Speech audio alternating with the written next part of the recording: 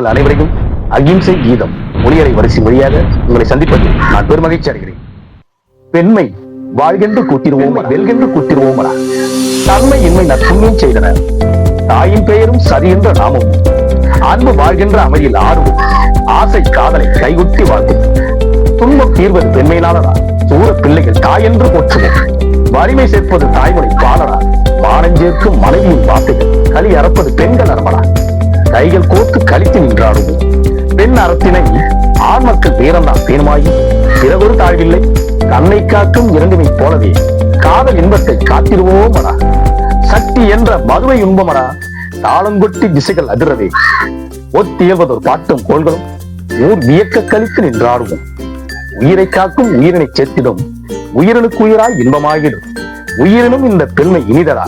ஊது கொம்புகள் ஆடு கனி கொண்டே போற்றி தாயென்று தோள்கொட்டி ஆடுவீர். புகழ்ச்சி கூறுவீர் காதற் கிளி கற்க 102 மலைகளை சாடுவோமே. நுண்ணிடை பெண் ஒருத்தி பணியிலே போற்றி தாயென்று தாளங்கள் கொட்டடா. போற்றி தாயென்று பொற்குழல் ஊதடா. காற்றிலேறி அவ்விண்ணையும் சாடுவோமே. காதற் பெண்கள் கடைக்கன் பணியிலே அன்னமூட்டிய தெய்வ மணிக்கையில் ஆரை காட்டில் அனலை விழுங்குவோம். கன்னத்தே முத்தம் கொண்டு கழிப்பினும் கையை தள்ளும் பொற்கைகளை பாடுவோம். அழகான வரிகளை கூறிக்கொண்டு பெண்களின் உரிமை, சமத்துவம் மற்றும் அவர்களின் உழைப்பை அங்கீகரிக்கும் வகையில் ஒவ்வொரு ஆண்டும் மார்ச் 8ஆம் தேதி உலகம் முழுவதும் கொண்டாடப்பட்டு வருகிறது. 1908ஆம் ஆண்டு உழைக்கும் பெண்கள் நடத்திய மாபெரும் போராட்டங்கள் மற்றும் ரஷ்ய பெண்களின் வேலை நிறுத்தம் இவற்றை அடிப்படையாக கொண்டு கிளாரா ஜெட்கின் போன்ற தலைவர்களின் முயற்சியாகும் 1911ஆம் ஆண்டு முதலாக சர்வதேச அளவில் இது கடைபிடிக்கப்பட்டதுன்னு சொல்லலாம்.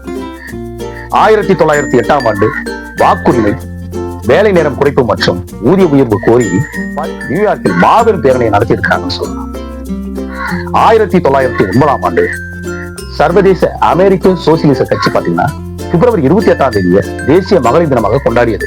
1910ஆம் ஆண்டு கோபன்ஹேகன் என்ற இடத்துல உழைக்கும் பெண்கள் மாநாட்டில் பாத்தீங்கன்னா கிளாரா ஜெட்டின் உலகளாவிய இந்த மகளிர் தினத்தை முன்மொழிந்தார்கள். 1911ஆம் ஆண்டு மார்ச் 19ஆம் தேதி ஆஸ்திரியா, டென்மார்க், ஜெர்மனி மற்றும் சுவிட்சர்லாந்துல இந்த தேசிய மகளிர் தினத்தை பாத்தீங்கன்னா முதலாக அனுசரிக்கப்பட்டதுன்னு சொல்லலாம். 1917ஆம் ஆண்டு ரஷ்ய பெண்கள் பாத்தீங்கன்னா உணவு மற்றும் அமைதிக்காக போராடி பெண்களின் வாக்குரிமையை வென்றெடுத்தார்கள் சொல்லலாம். இந்த தேதியை பின்னர் அதிகாரப்பூர்வமாக மார்ச் 8ஆம் தேதியாக நிலை பெற்றதுன்னு சொல்லலாம். 1975ஆம் ஆண்டு ஐக்கிய நாடுகள் சபையில பாத்தீங்கன்னா இந்த சர்வதேச மகளிர் தினத்தை அதிகாரப்பூர்வமாக அங்கீகரித்து உலகம் முழுவதும் கொண்டாட தொடங்கினார்கள். இந்தியாவில் குறிப்பாக தமிழ்நாட்டில் பெண்கள் சம உரிமைக்காக நீண்ட காலமாக போராடி வருகின்றனர். 1921ஆம் ஆண்டு நீதி கட்சி ஆட்சி பெண்களுக்கான வாக்குரிமை வழங்கப்பட்டது என்பது குறிப்பிடத்தக்கதுன்னு சொல்லலாம். ஒவ்வொரு மார்ச் 8ஆம் தேதியும் தமிழ்நாடு அரசு மற்றும் புதுச்சேரி அரசு பல்வேறு அமைப்புகளின் சார்பாக சிறந்த பெண்களை கௌரவிக்கும் விழாக்களும் விழிப்புணர்வு நிகழ்ச்சிகளும் மற்றும் கலை நிகழ்ச்சிகளும் நடத்தப்பட்டு வருகிறது சொல்லலாம். இந்த மகளிர் தினத்துடைய நோக்கம் என்னன்னு பாத்தீங்கன்னா பெண்களின் உழைப்பு, குடும்ப நிர்வாகம், சாதனை மற்றும் சமூக பங்களிப்பை போற்றுவதே என்னுடைய முக்கிய நோக்கம் என்று சொல்லலாம். மகளிர் தினம் என்பது பெண்களை கௌரவிப்பது மட்டுமின்றி பாலின சமத்துவத்தையும் வலியுறுத்தும் ஒரு நாளாகவும் திகழ்கிறதுன்னு சொல்லலாம்.